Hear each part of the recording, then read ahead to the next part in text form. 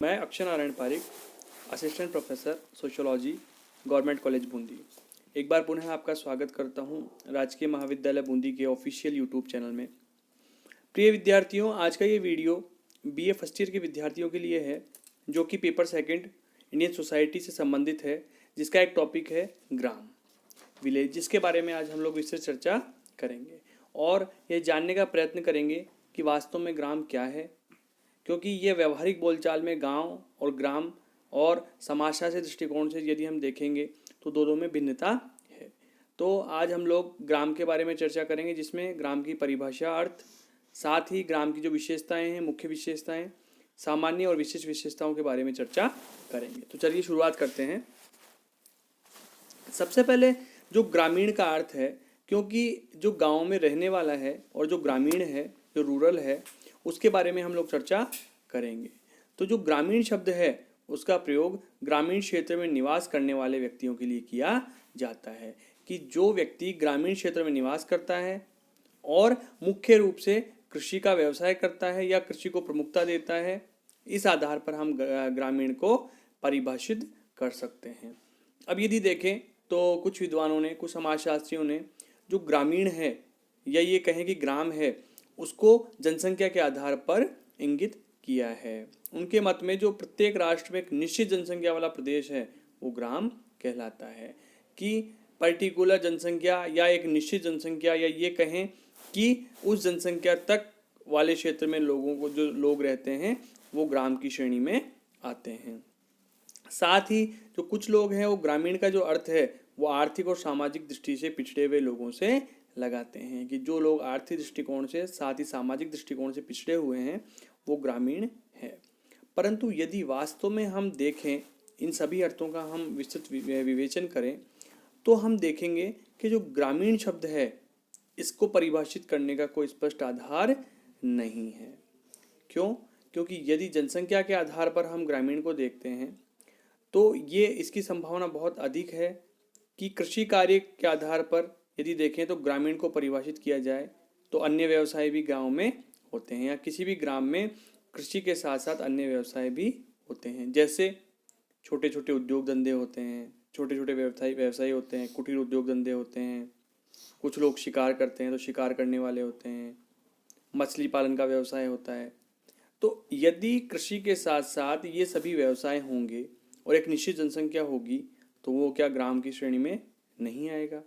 अनेक ऐसे प्रश्न हैं जो हम व्यवहारिक रूप में देखते हैं तो हमारे सामने उपस्थित होते हैं। तो भौगोलिक इस दृष्टिकोण से देखें तो एकमात्र आधार केवल नहीं माना जा सकता। तो इस संबंध में मेकाइवर जो कहते हैं कि ग्रामीण एवं नगरीय शब्द केवल भौगोलिक स्थिति को ही नहीं बल्कि सामुदायिक जीवन के प्रकारों को भी इंगित करता है, कि विशिष्ट सामुदायिक क्षेत्रों के आधार पर ग्रामीण को परिभाषित किया जा सकता है। आर्थिक व सामाजिक पिछड़ेपन को ग्रामीण का आधार बनाना उचित नहीं होगा, क्योंकि इस प्रकार के व्यक्ति नगरों में भी निवास करते हैं। केवल ग्रामीण क्षेत्रों में ही आर्थिक दृष्टिकोण से जो पिछड़े लोग हैं वो निवास नहीं करते, ऐसे लोग नगरों में भी निवास करते। अब हम लोग देखेंगे ग्राम का अर्थ और परिभाषा, कि वास्तव में ग्राम क्या है। तो मेरिल और एल्ड्रिज ने कहा है कि ग्रामीण समुदाय के अंतर्गत संस्थाओं एवं ऐसे व्यक्तियों का समावेश होता है जो एक छोटे से केंद्र के चारों ओर संगठित है तथा सामान्य और प्राथमिक हितों द्वारा परस्पर बंधे रहते हैं। अब जो मेरिल और एल्ड्रिज ने कहा है, तो एक छोटा केंद्र जिसके चारों ओर संगठन होता है और जिनके प्राथमिक हित परस्पर बंधे होते हैं, अर्थात प्राथमिक हित उनके समान होते हैं। इसी प्रकार से सेंटरसन ने कहा है द रूरल कम्युनिटी बुक में कि यह एक प्रकार की समिति होती है जिसमें स्थानीय लोगों की सामाजिक अंतःक्रियाएं और संस्थाएं होती है। एक ग्रामीण समुदाय बिखरे हुए कृषि गृहों, जंगल या ग्राम में रहने वाले व्यक्तियों से बना होता है जो अपनी सामूहिक क्रियाएं वहाँ करते हैं। कहने का तात्पर्य है जिनके समान हितों, एक छोटा क्षेत्र हो, भौगोलिक क्षेत्र हो, जो कि जंगल और ग्राम में रहने वाले व्यक्तियों से बना होता है, वो ग्रामीण या ग्राम के अंतर्गत आता है। अब हम देखेंगे जो कि मुख्य इस चैप्टर की जो मुख्य चीज़ है, भारतीय ग्राम की विशेषताएं, कि वास्तव में जो भारतीय ग्राम है उनकी क्या विशेषताएं होती हैं, किन चीज़ों को हम भारतीय ग्राम की विशेषताओं के अंतर्गत सम्मिलित कर सकते हैं। इसमें पहला है संयुक्त परिवार। अब जो भारतीय ग्राम का प्रमुख व्यवसाय होता है वो होता है कृषि। तो कृषि में अनेक लोग होते हैं, अनेक लोग जुड़े होते हैं कृषि से, एक ही परिवार के अनेक लोग जुड़े होते हैं। और जो भारतीय ग्राम है उनकी जो संयुक्त परिवार होने का सबसे महत्वपूर्ण कारण यही होता है कि उसके अंतर्गत कृषि कार्य सभी मिलजुल कर करते हैं, अर्थात अधिक श्रमिकों की आवश्यकता होती है तो संयुक्त परिवार स्वतः ही होते हैं। तो इसी संबंध में ए आर देसाई ने भी कहा है कि इस परिवार में 3 या 3 से अधिक पीढ़ी के लोग निवास करते हैं। तो जो पहली विशेषता है वो है संयुक्त परिवार। किसी भी ग्राम में संयुक्त परिवारों की अधिकता होती है। दूसरा है जाति प्रथा। अब यदि भारतीय गांवों की बात करें हम लोग, तो इनकी संरचना और कार्य जो है जाति व्यवस्था के द्वारा संचालित, नियंत्रित और निर्देशित होता है। किसी भी कार्य के लिए, किसी भी चीज के लिए इसके अंतर्गत जो जाति है वो अपना महत्वपूर्ण स्थान रखती है। जाति व्यवस्था के द्वारा ही भारत के जो ग्राम हैं वो विभिन्न जातियों में इसके अंतर्गत उच्चता और निम्नता का क्रम विभाजन किया जाता है, अर्थात स्ट्रेटिफिकेशन, स्तरीकरण पाया जाता है जाति के आधार पर। तो पहली विशेषता संयुक्त परिवार, दूसरी विशेषता जाति प्रथा। तीसरा है जजमानी प्रथा। अब जजमानी प्रथा जो है हमने पहले भी पढ़ी जजमानी प्रथा के बारे में। तो जजमानी प्रथा के अनुसार जो है गांव में प्रत्येक जाति अन्य जातियों से किसी न किसी रूप से आश्रित होती है, आपस में एक दूसरे पर निर्भर होती है। जैसे शूद्र वर्ण की जो जातियां हैं वो बढ़ई, कुमार, लोहार आदि अपनी सेवाएं द्विज वर्ण की जातियों को देती है। इसी प्रकार जो ब्राह्मण हैं वो अन्य संबंधित जातियों के उत्सव, त्योहार, संस्कार आदि करवाते हैं। अर्थात कहने का तात्पर्य है ये एक दूसरे पर निर्भर होती है, एक दूसरे पर निर्भर करती है। इसलिए भारतीय ग्राम की एक विशेषता है कि इसके अंतर्गत जजमानी व्यवस्था, जजमानी सिस्टम पाया जाता है। अगली है ग्राम पंचायत। अब ये देखें यदि हम देखें तो भारत में प्राचीन काल से ही गांवों में या ग्रामों में ग्राम पंचायत होती है। ग्राम पंचायतों का मुख्य जो कार्य है वो परिवारों में भूमि का वितरण हुआ, विकास कार्य है, साफ सफाई का कार्य है, या ग्रामीणों के जो झगड़े होते हैं उनको निपटाने का कार्य है। तो ये सभी कार्य ग्राम पंचायत के द्वारा किया जाता है।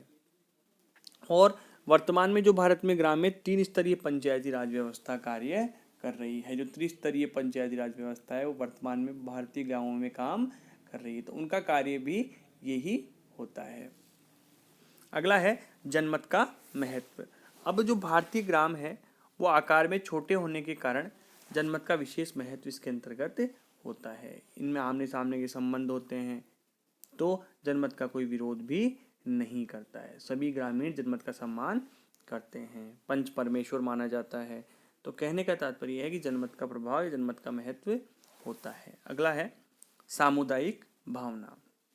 अब यदि हम देखेंगे तो भारतीय ग्राम की जो जनसंख्या है इतनी कम होती है कि वो एक दूसरे के अत्यंत निकट आ जाते हैं। प्रत्येक ग्रामीण जो है वो एक दूसरे के निकट आ जाता है, और इससे एक दूसरे से निकटता से उनके अंदर सामुदायिक भावना बढ़ जाती है या सामुदायिक भावना बन जाती है। अब सामुदायिक भावना होने का जो सर्वप्रमुख कारण है वो है कि भारतीय ग्रामों का जो क्षेत्र है, जो भौगोलिक क्षेत्र है वो कम होता है, साथ ही कम जनसंख्या निवास करती है। तो कम जनसंख्या के होने के कारण उनमें आपस के संबंध सुदृढ़ हो जाते हैं, और जिसके फलस्वरूप सामुदायिक भावना का विकास होता है। इसलिए भारतीय ग्राम की एक विशेषता है सामुदायिक भावना। अगला है धर्म का महत्व, इम्पोर्टेंस ऑफ रिलीजन। अब बात करें कि जो भारतीय ग्राम है उनमें धर्म अनेक कार्य करता है। यदि हम देखेंगे तो प्रातः काल से लेकर सोने तक, अर्थात मानव के उठने से लेकर सोने तक, और पूरे वर्ष के प्रारंभ से लेकर अंतिम दिन तक, या ये कहें कि जन्म से लेकर मृत्यु तक, धर्म के द्वारा ही नियंत्रण किया जाता है, संचालन किया जाता है। धर्म सर्वोपरि स्थान रखता है, चाहे जन्म संस्कार हो, विवाह संस्कार हो, मृत्यु संस्कार हो, अन्य कोई त्योहार हो, व्यवसाय हो, किसी भी धर्म के अनुसार ही कार्य होते हैं। स्वर्ग नरक, पाप पुण्य, अच्छा बुरा, सुख दुख सभी धर्म के द्वारा निश्चित होते हैं। और जो धर्म है इसके कारण ही ग्रामीणों में आस्था भी होती है, तो आस्था के साथ साथ अंधविश्वास भी में भी वृद्धि होती है। इसलिए भारतीय ग्राम की एक विशेषता है धर्मपरायणता। ये कहें कि धर्म का महत्व अधिक होता है। अगला है भाग्यवादिता व अशिक्षा। अब भारतीय ग्रामों का एक जो ये भी एक विशेषता, इसे विशेषता कह लें या लक्षण कह लें, तो जो अधिकांश हैं ग्रामों में वो अशिक्षित लोग रहते हैं। और इस अशिक्षा के कारण जो ग्रामवासी हैं उनमें भाग्यवादिता अत्यधिक पाई जाती है। और इस भाग्यवादिता के कारण आज वे जादू टोना झाड़ फूंक आदि में अटूट विश्वास रखते हैं। तो एक विशेषता या लक्षण भाग्यवादिता और अशिक्षा भी भारतीय ग्रामों की होती है। अगली है समरूपता। जो ग्रामवासी है उनका जो जीवन स्तर है, उनकी दैनिक दिनचर्या है, वेशभूषा है, खान पान है आदि में समानता पाई जाती है, उनमें समरूपता पाई जाती है। उनके विचार, आदर्श, मानसिकता, विश्वास, व्यवहार आदि एक जैसे होते हैं। वो एक प्रकार से सोचते हैं, एक प्रकार से कार्य करते हैं। जो सामाजिक चेतना है, जनमत है, धर्म है आदि में भी एक रूपता देखने को मिलती है। अगली विशेषता है आत्मनिर्भरता। जो भारतीय ग्राम है वे आत्मनिर्भर इसलिए भी कहलाते हैं क्योंकि वे अपने संपूर्ण जो उत्पादन है वे अपनी आवश्यकताओं का उत्पादन अपने गांव में ही करते हैं। और इसलिए जो ग्राम हैं वो आत्मनिर्भर कहलाते हैं, आत्मनिर्भर होते हैं। अगला है सरल एवं सादा जीवन। जो ग्रामीण क्षेत्र है, जो ग्रामीण लोग हैं उनकी जो जीवन शैली है या सिंपल लिविंग होती है, सरल और सादा उनका जीवन होता है। क्योंकि सभी ग्रामवासियों का जीवन लगभग एक सा ही होता है, उनकी दिनचर्या एक सी होती है और उनका जीवन प्रकृति से निकट और प्रत्यक्ष रूप से संबंध होता है। इसलिए वो शुद्ध हवा, सादा भोजन करते हैं, मोटे वस्त्र वाले कपड़े पहनते हैं, मोटे वस्त्र पहनते हैं। कहने का तात्पर्य है उनका जो जीवन स्तर है वो सरल और सादा होता है, सरल और सादा जीवन व्यतीत करते हैं। अगला है मुख्य पेशा कृषि।